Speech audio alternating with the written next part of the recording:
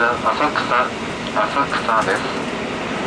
浅草を出ますと押上に停まります。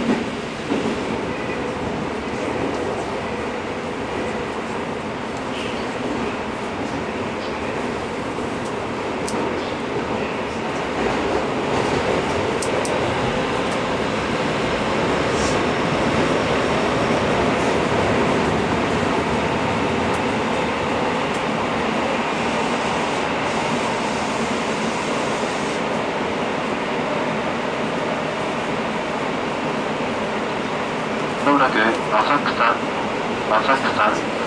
銀座線、東武線はお乗り換えです。左側のドアが開きます。一部電車のホームの間、広く空いております。お降りのお客様、足元にご注意ください。ご乗車の電車、浅草を出ますと、次は押上に停まります。途中通過となります。本庄吾妻橋はお隣、失礼しました。通過となります本庄吾妻橋は、大音の電車をご利用ください。浅草に到着です。